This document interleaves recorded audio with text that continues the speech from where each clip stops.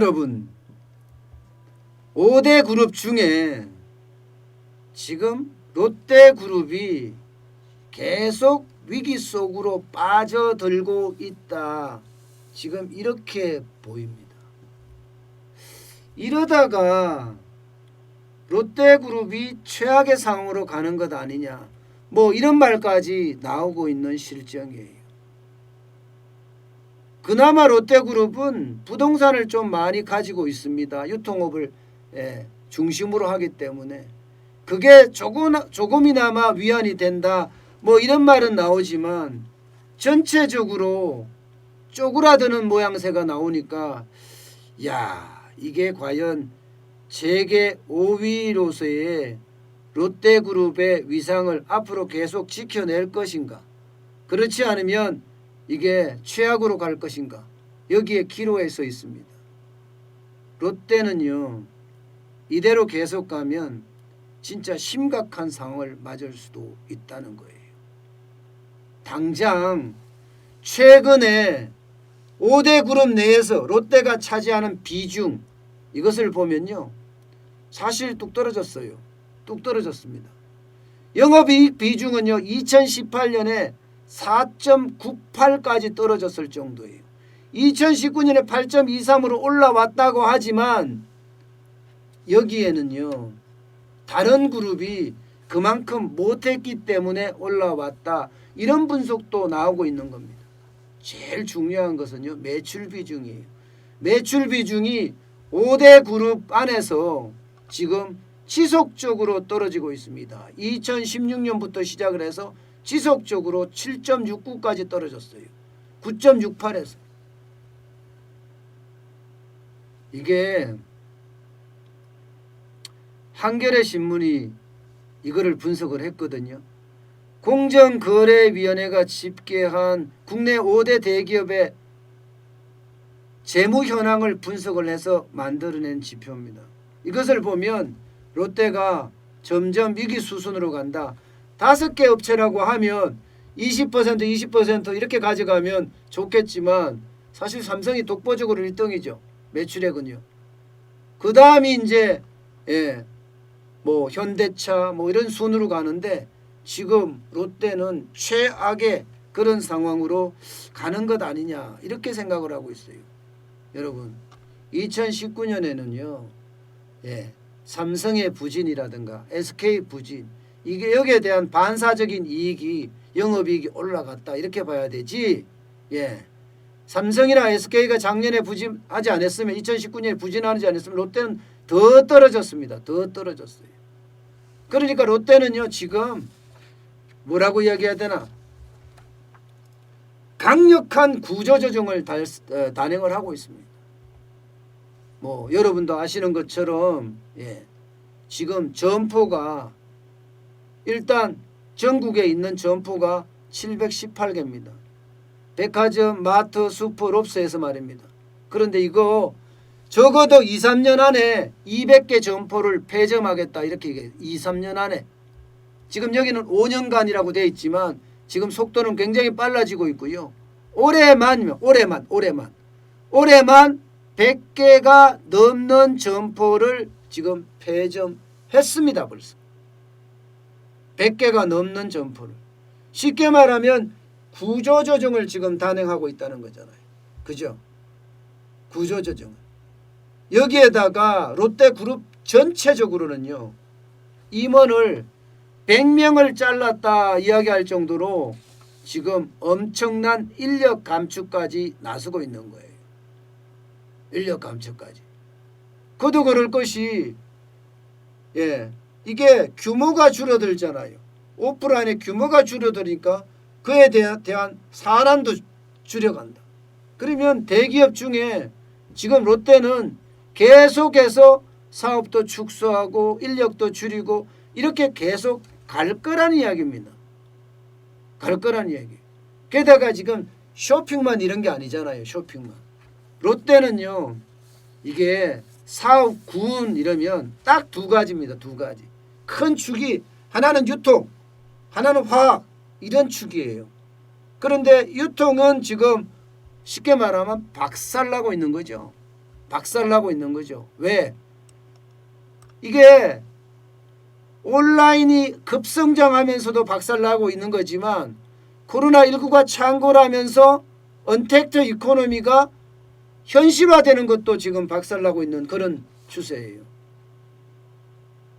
그만큼 지금 유통은 굉장히 어렵다 이렇게 이야기하고 있는 거고요. 화학도 마찬가지입니다.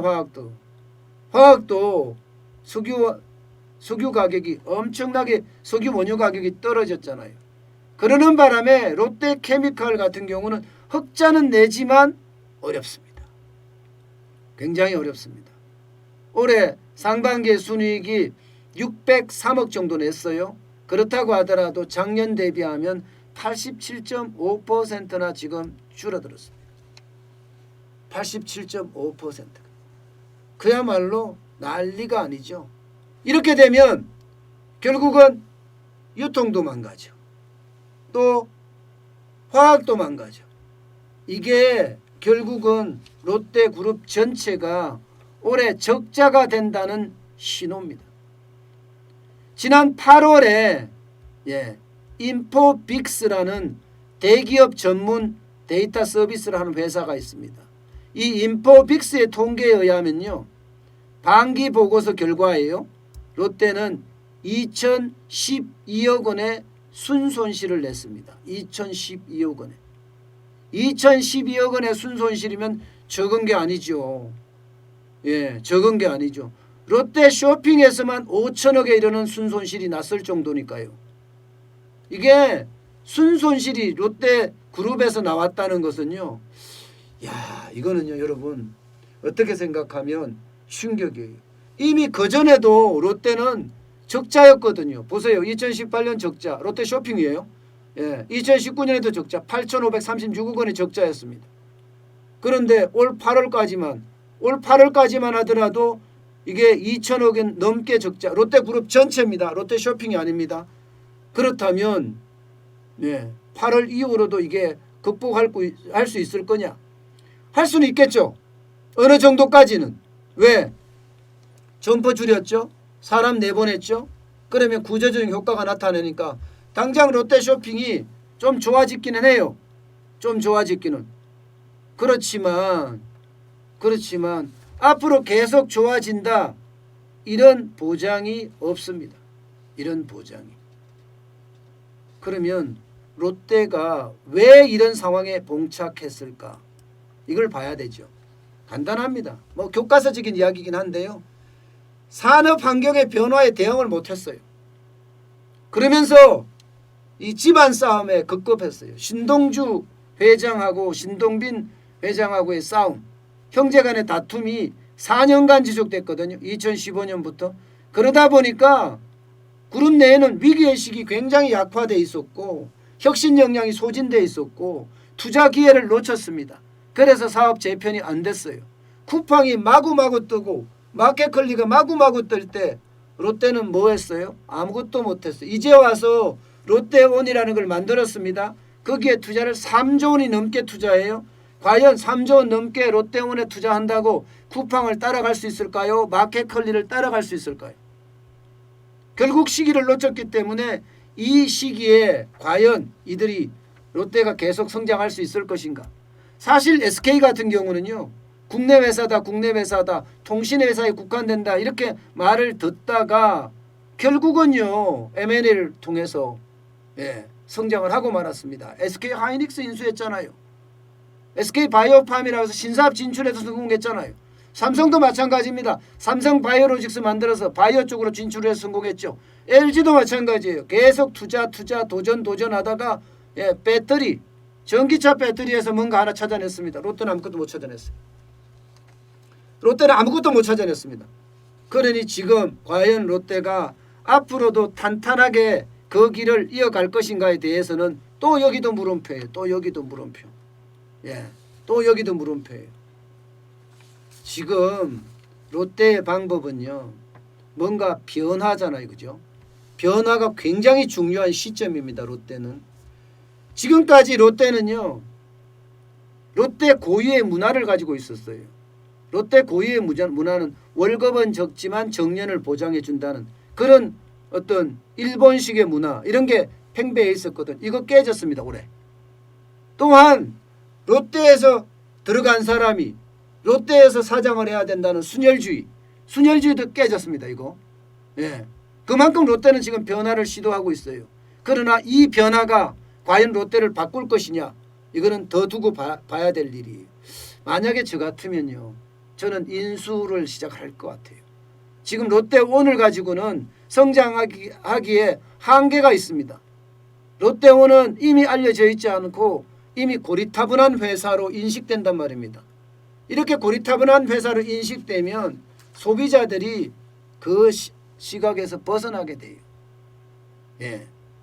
SK가 SK 하이닉스를 인수할 때 어떻게 했는지 그런 거를 다시 한번 면밀히 볼 필요가 있지 않을까. 롯데가 여기에서 살아남으려고 그러면 사업에 대한 구조조정도 잘해야 되지만 인력에 대한 구조조정도 감은 칼바람도 잘 휘둘러야 합니다. 자칫 잘못 휘둘다가는 그 칼에 롯데 자신이 베는 그런 결과도 있을 수 있으니까 말입니다. 롯데는 앞으로도 계속 두고 봐야 되겠지만 굉장히 어려운 수순으로 점점 가고 있지 않을까. 쇄신이라는 건 그렇게 사람을 줄이고 사업의 어떤 구조조정을 한다고 쇄신이 오는 게 아니거든요.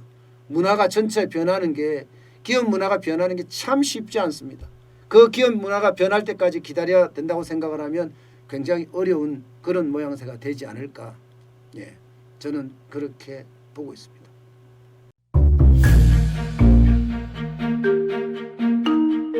세종대왕과 샤넬 넘버5, 벤츠 자동차의 최고급 기종인 마이바흐의 공통점을 아시나요? 바로 침향입니다. 침향이란 동남아시아에서 자생하는 침향나무가 상처를 입었을 때 스스로를 보호하기 위해서 분비시키는 침향나무의 진액입니다. 진침향은 태국산 침향과 러시아산 녹용, 그리고 국산 홍삼, 백봉령, 또 산수유, 당귀, 숙지향, 꿀로 이루어진 침향환으로 만성 피로나 또 스트레스, 기력이 저하된 직장인분들, 또 수험생들, 연세 드신 어르신분들이 드시면 좋은 환입니다. 진침향 여러분들께 자신있게 권해드립니다.